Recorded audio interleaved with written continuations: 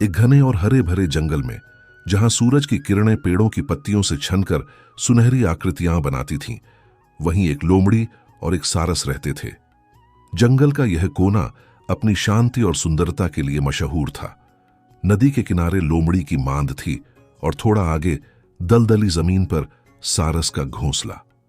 दोनों में गहरी मित्रता थी, जो जंगल के अन्य जानवरों के लिए एक मिसाल थी।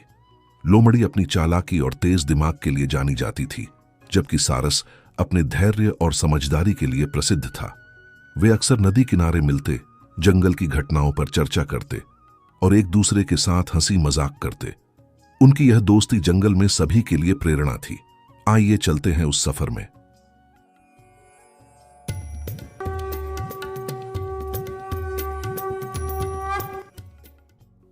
एक धूप भरी दोपहर, जब हवा में हल्की ठंडक थी और पक्षियों की चहचहाहट जंगल को जीवंत कर रही थी, लोमड़ी नदी के किनारे टहल रही थी।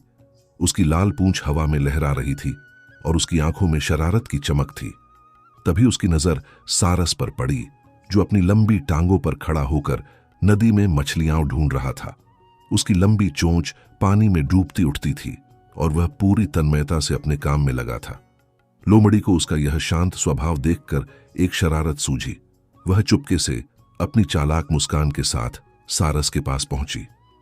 सारस भाई, नमस्ते, लोमड़ी ने अपनी मधुर आवाज में कहा, जिसमें शरारत की एक हल्की सी झलक थी। कैसे हो? आज तो तुम बहुत व्यस्त दिख रहे हो। सारस ने अपनी चोंच पानी से निकाली और लोमड़ी की ओर देखकर मुस्कुराया। उसकी आंखों में सौम्यता थी और वह लोमड़ी की शरारती मुस्कान को तुरंत भांप गया। लोमड़ी बहन, मैं तो अच्छा हूं, उसने शांत स्वर में जवाब दिया। बस यहां नदी में कुछ मछलियां तलाश रहा हूं। और तुम? आज तुम्हारी आंखों में कुछ अलग ही चमक है। क्या बात है? लोमड़ी ने अपनी पूंछ हिलाई और थोड़ा नाटकीय अंदाज में कहा, सारस भाई, मैं तो हमेशा अच्छी रहती हूं, लेकिन आज मन में एक खास बात आई है। मैं चाहती हूं कि तुम कल मेरे घर भोजन पर आओ। बहुत दिन हो गए, हमने साथ में खाना नहीं खाया। क्या कहते हो? सारस ने एक पल के लिए लोमड़ी की ओर देखा। वह जानता था कि लोमड़ी की बातों में अक्सर कोई न कोई चाल छिपी होती है, लेकिन उनकी मित्रता के कारण उसने न्योते को स्वीकार करने का फैसला किया। ठीक है लोमड़ी बहन, उसने कहा, मैं कल जरूर आऊंगा, लेकिन बताओ क्या बनाओगी? कुछ खास? लोमड़ी ने हंसते हुए कहा, अरे वह तो सरप्राइज रहेगा, बस तुम समय पर आ जाना।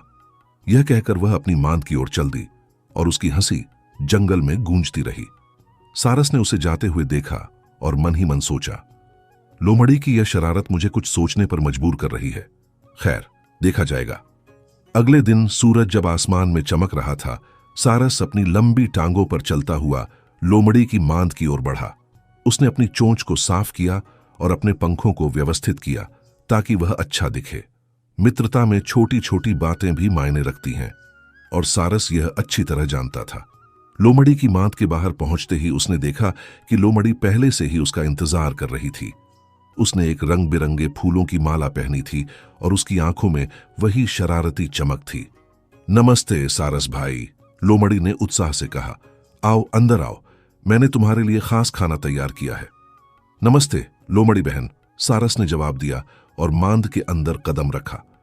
मांद साफ सुथरी थी और बीच में एक छोटी सी मेज रखी थी। दोनों दोस्त बैठ गए और कुछ देर तक जंगल की बातें करने लगे। लोमड़ी ने जंगल के अन्य जानवरों की मजेदार कहानियां सुनाई, जैसे कैसे भालू ने शहद चुराने की कोशिश की और मधुमक्खियों ने उसे दौड़ा लिया।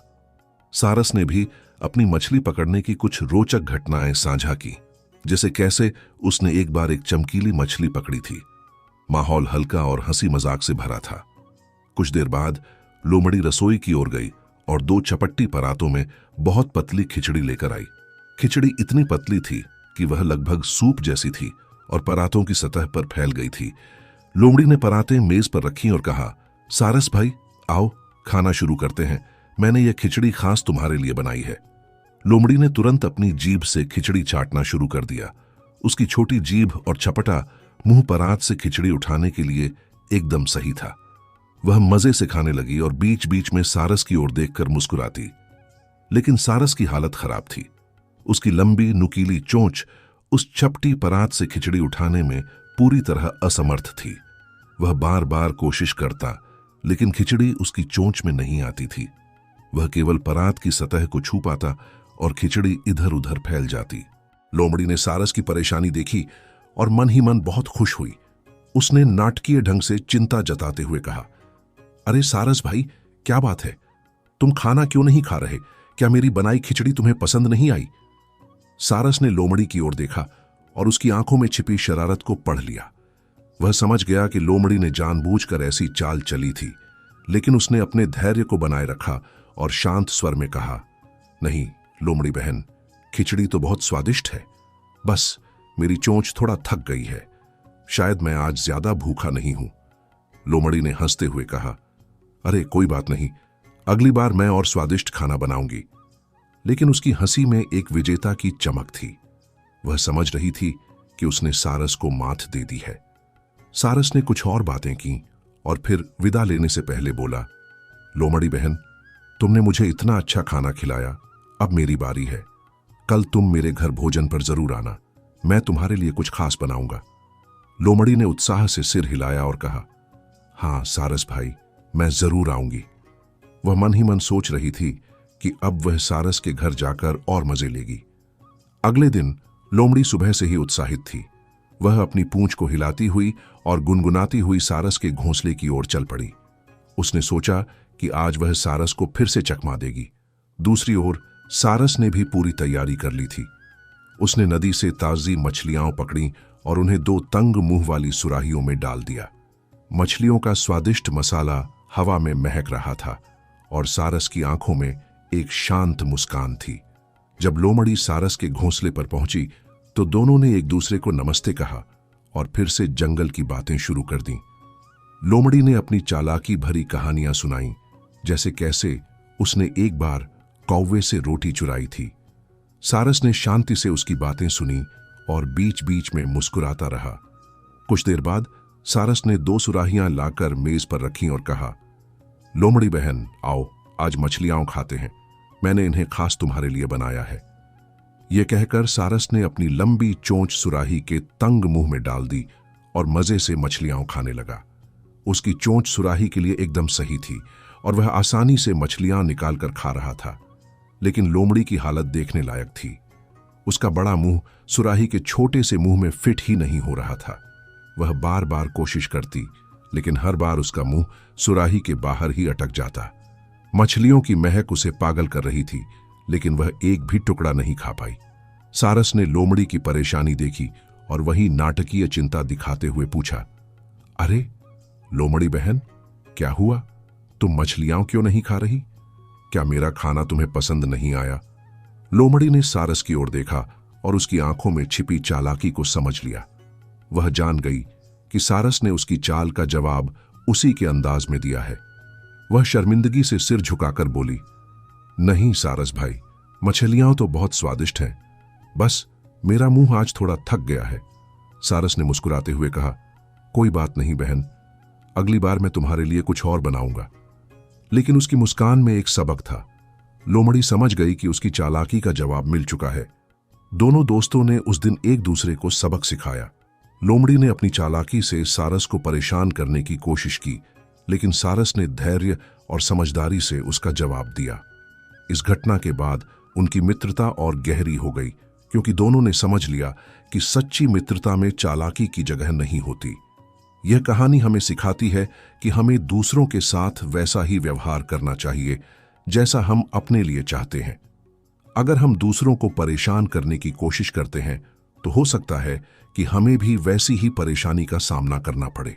अगर आपको लोमड़ी और सारस की यह मजेदार और नैतिकता से भरी कहानी पसंद आई तो और ऐसी रोचक कहानियों के लिए कथा कहानी चैनल को जरूर सब्सक्राइब करें। हमारा चैनल आपको रोजाना नई और प्रेरणादायक कहानियां सुनाता है, जो बच्चों और बड़ों दोनों को जीवन के महत्वपूर्ण सबक सिखाती है। कथा कहानी चैनल पर आपको पंचतंत्र, लोक कथाएं और नैतिक कहानियों का खजाना मिलेगा, जो मनोरंजन के साथ साथ ज्ञान भी देता है। हर कहानी को सरल और रोचक अंदाज में प्रस्तुत किया जाता है ताकि आप और आपका परिवार इसका आनंद ले सके।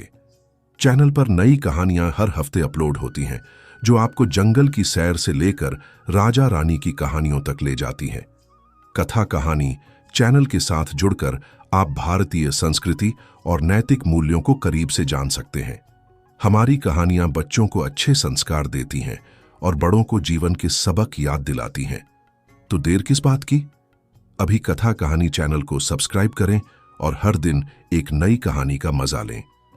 चैनल का लिंक डिस्क्रिप्शन में उपलब्ध है और बेल आइकन दबाना न भूलें ताकि आपको हर नई कहानी की सूचना मिले। कथा कहानी चैनल, कहानियों का संसार, जहां हर कहानी एक नया सबक लाती है। तो दोस्तों, बने रहिए हमारे साथ और अगली कहानी के लिए अपना ख्याल रखिए। नमस्कार।